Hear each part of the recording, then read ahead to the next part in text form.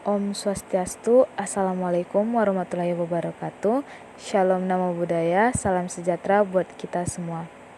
Hari ini kami kelompok 1 Public Relation ingin mempresentasikan materi kami tentang peran Public Relation dalam pengembangan wisata Danau Toba.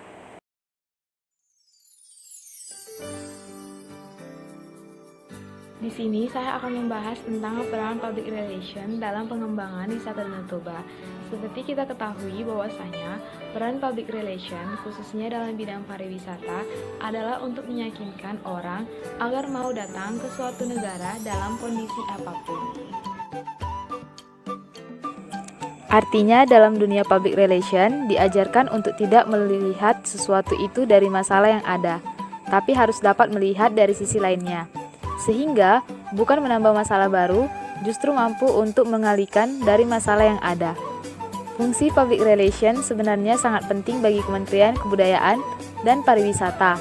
Apalagi melihat begitu banyaknya daerah-daerah yang bagus dan potensial untuk dikunjungi turis asing, tapi belum terpublikasikan dengan baik. Kebijakan pemerintah Joko Widodo Yusuf Kala dalam menjadikan Indonesia sebagai poros maritim dunia sebagai salah satu program kerja yang diturunkan dari Nawacita adalah pengembangan sektor pariwisata yang dipelopori oleh Menteri Koordinator Maritim. Pembangunan destinasi pariwisata fokus pada 10 destinasi wisata unggulan, salah satunya adalah Danau Toba.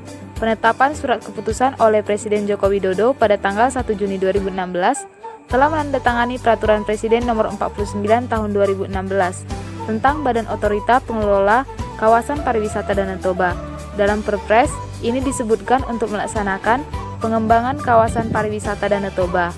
Maka dibentuk Badan Otorita Pengelola Kawasan Pariwisata Danau Toba yang berada di bawah dan bertanggung jawab kepada Presiden.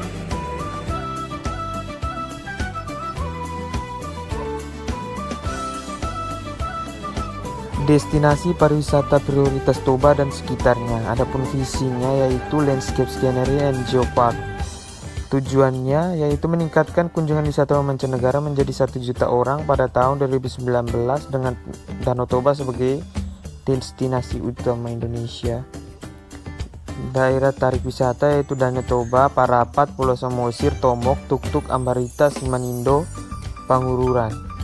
Faktor kunci kesuksesan yaitu yang pertama pembangunan jalan tol tebing tinggi Pemantang Siantar, yang kedua penyediaan daya tarik wisata baru, unik dan menerus digunakan, yang ketiga pendirian badan pengelola yang memiliki kewenangan hukum dalam pengembangan kawasan.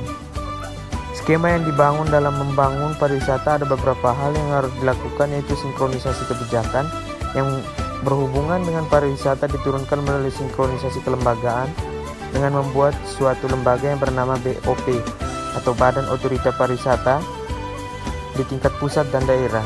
Selain itu, di tingkat daerah, pembangunan pariwisata ini membutuhkan anggaran dana yang dialokasikan oleh pemerintah melalui APBN selama tahun 2016 sampai 2019 sebesar 726,9 miliar untuk dukungan infrastruktur Danau Toba yang bertujuan untuk membangun aksesibilitas di tingkat daerah. Dengan begitu, key success faktor strategi pengembangan pariwisata pada Danau Toba antara lain terciptanya aksesibilitas, amenitas, atraksi dan pendirian suatu badan pengelolaan. Sebaiknya terdapat kebijakan yang fokus pada nelayan, misalnya infrastruktur untuk nelayan berupa alat tangkap yang ramah lingkungan, perbaikan pasar nelayan dan pengembangan yang berkaitan dengan infrastruktur untuk mengetahui seberapa besar kontribusi sektor pariwisata terhadap tingkat pendapatan nelayan. Dengan begitu, kita melihat bahwa potensi pariwisata yang ada di daerah ini menjadi salah satu alternatif pencarian lapangan kerja dan melakukan penanggulangan penempatan sumber daya dengan tidak merusak salah satunya wisata alam. Di sisi lain, dapat meningkatkan pendapatan masyarakat, PDRB akan naik, pembangunan infrastruktur akan merata dan tingkat pendidikan masyarakat akan semakin meningkat.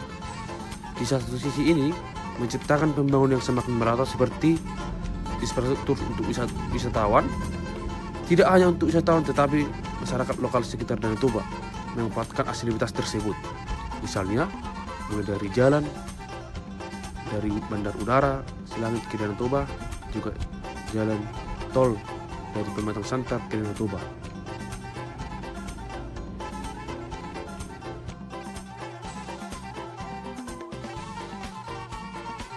Kendala public relation dalam pengembangan pariwisata Danau Toba. Saat ini ada 3 masalah krusial dalam pengembangan pariwisata di Danau Toba. Masalah-masalah tersebut diantaranya mengenai persoalan minimnya infrastruktur penghubung yang berkoneksi dengan mobilitas wisatawan atau aksesibilitas. Masih minimnya investor dalam membangun sarana dan prasarana umum bagi wisatawan atau amenities, dan persoalan pada kualitas produk wisata yang akan dipromosikan dan dipasarkan atau atraksi. Berbagai langkah telah diusulkan dan akan dipertimbangkan untuk menyelesaikan berbagai masalah tersebut, yaitu dengan dibentuknya semacam bank data yang nantinya berperan sebagai penyedia data dan informasi terkini terkait keputusan mengenai pengembangan pariwisata Danau Toba. Oleh karena itu, semakin tingginya arus kunjungan wisatawan, maka pendapatan sektor pariwisata di suatu daerah juga akan semakin meningkat. Secara sederhana, konsumsi sektor pariwisata merupakan barang dan jasa yang dikonsumsi oleh wisatawan dalam rangka memenuhi kebutuhan atau yang disebut needs, keinginan atau yang disebut wants, dan harapan atau yang disebut expectation. Selama tinggal di daerah destinasi yang dikunjunginya, mulai dari paket perjalanan, akomodasi, makanan dan minuman, transportasi, rekreasi dan olahraga, belanja, dan lain-lain.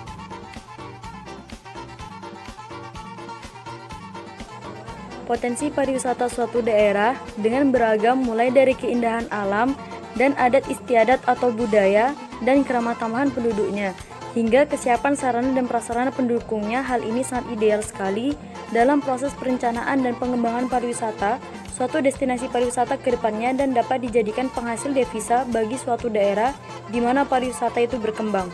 Danau Toba memiliki ukuran yang sangat luas dan dijadikan sebagai danau terbesar di Asia Tenggara dan terbesar kedua di dunia setelah Danau Victoria di Afrika. Danau ini juga menjadi salah satu danau terdalam di dunia dengan kedalaman sekitar 450 meter. Danau Toba merupakan salah satu keajaiban alam yang menakjubkan di Pulau Sumatera Utara. Masyarakat siapa yang diuntungkan kiranya adalah nelayan dan masyarakat lokal yang ada di sekitar Danau Toba. Key success factor strategi pengembangan pariwisata Danau Toba antara lain terciptanya aksesibilitas, amenitas, atraksi, dan pendirian suatu badan pengelola melalui Badan Otorita Pariwisata. Demikianlah presentasi dari kelompok kami mengenai tentang peran public relation dalam pengembangan wisata Danau Toba. Jika ada kekurangan kata, kami mohon maaf, dan mungkin bagi teman-teman yang ingin bertanya, bisa pertanyaannya diajukan di kolom komentar. Demikian, saya tutup dengan Rama Santi. Om Santi Santi Santi Om. Assalamualaikum warahmatullahi wabarakatuh. Shalom, Namo Buddhaya.